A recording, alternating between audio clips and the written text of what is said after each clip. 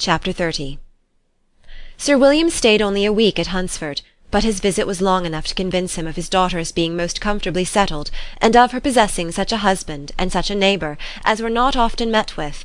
While Sir William was with them, Mr. Collins devoted his morning to driving him out in his gig and showing him the country, but when he went away the whole family returned to their usual employments, and Elizabeth was thankful to find that they did not see more of her cousin by the alteration, for the chief of the time between breakfast and dinner was now passed by him either at work in the garden or in reading and writing, and looking out of the window in his own book-room, which fronted the road.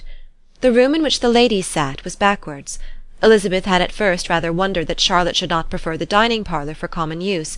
It was a better-sized room, and had a more pleasant aspect, but she soon saw that her friend had an excellent reason for what she did, for Mr. Collins would undoubtedly have been much less in his own apartment had they sat in one equally lively, and she gave Charlotte credit for the arrangement.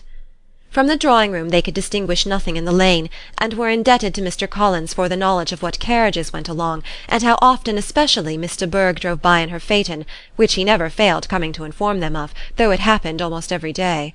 She not unfrequently stopped at the parsonage, and had a few minutes' conversation with Charlotte, but was scarcely ever prevailed upon to get out. Very few days passed in which Mr. Collins did not walk to Rosings, and not many in which his wife did not think it necessary to go likewise, and till Elizabeth recollected that there might be other family livings to be disposed of, she could not understand the sacrifice of so many hours. Now and then they were honoured with a call from her ladyship, and nothing escaped her observation that was passing in the room during these visits. She examined into their employments, looked at their work, and advised them to do it differently, found fault with the arrangement of the furniture, or detected the housemaid in negligence, and if she accepted any refreshment, seemed to do it only for the sake of finding out that Mrs. Collins's joints of meat were too large for her family. Elizabeth soon perceived that though this great lady was not in commission of the peace of the county, she was a most active magistrate in her own parish, the minutest concerns of which were carried to her by Mr. Collins, and whenever any of the cottagers were disposed to be quarrelsome, discontented, or too poor, she sallied forth into the village to settle their differences, silence their complaints, and scold them into harmony and plenty.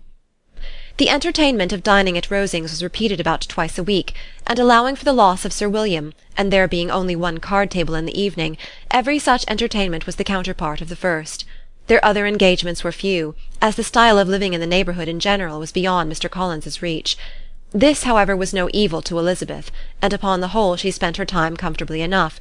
There were half-hours of pleasant conversation with Charlotte, and the weather was so fine for the time of year that she had often great enjoyment out of doors.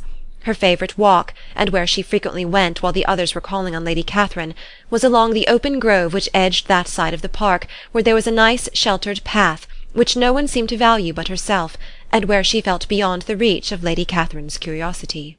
In this quiet way the first fortnight of her visit soon passed away. Easter was approaching, and the week preceding it was to bring an addition to the family at Rosings, which in so small a circle must be important. Elizabeth had heard soon after her arrival that Mr. Darcy was expected there in the course of a few weeks, and though there were not many of her acquaintances whom she did not prefer, his coming would furnish one comparatively new to look at in their Rosings parties, and she might be amused in seeing how hopeless Miss Bingley's designs on him were by his behaviour to his cousin, for whom he was evidently destined by Lady Catherine, who talked of his coming with the greatest satisfaction, spoke of him in terms of the highest admiration, and seemed almost angry to find that he had already been frequently seen by Miss Lucas and herself.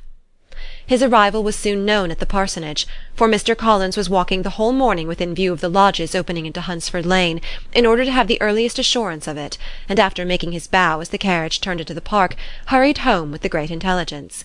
On the following morning he hastened to Rosings to pay his respects. There were 2 nephews of Lady Catherine to require them, for Mr. Darcy had brought with him a Colonel Fitzwilliam, the younger son of his uncle, Lord Blank, and to the great surprise of all the party, when Mr. Collins returned, the gentlemen accompanied him. Charlotte had seen them from her husband's room, crossing the road, and immediately running into the other, told the girls what an honour they might expect, adding, "I may thank you, Eliza, for this piece of civility. Mr. Darcy would never have come so soon to wait upon me." Elizabeth had scarcely time to disclaim all right to the compliment before their approach was announced by the door-bell, and shortly afterwards the 3 gentlemen entered the room. Colonel Fitzwilliam, who led the way, was about 30, not handsome, but in person and address most truly the gentleman. Mr. Darcy looked just as he had been used to look in Hertfordshire, paid his compliments with his usual reserve to Mrs. Collins, and whatever might be his feelings toward her friend, met her with every appearance of composure. Elizabeth merely curtsied to him without saying a word. Colonel Fitzwilliam entered into conversation directly with the readiness and ease of a well-bred man, and talked very pleasantly, but his cousin, after having addressed a slight observation on the house and garden to Mrs. Collins, sat for some time without speaking to anybody. At length, however, his civility was so far awakened as to inquire of Elizabeth after the health of her family. She answered him in the usual way, and after a moment's pause added, "My eldest sister has been in town these 3 months. Have you never happened to see her there?" She was perfectly sensible that he never had, but she wished to see whether he would betray any consciousness of what had passed between the Bingleys and Jane, and she thought he looked a little confused as he answered that he had never been so fortunate as to meet Miss Bennet. The subject was pursued no farther, and the gentleman soon afterwards went away. Chapter 30.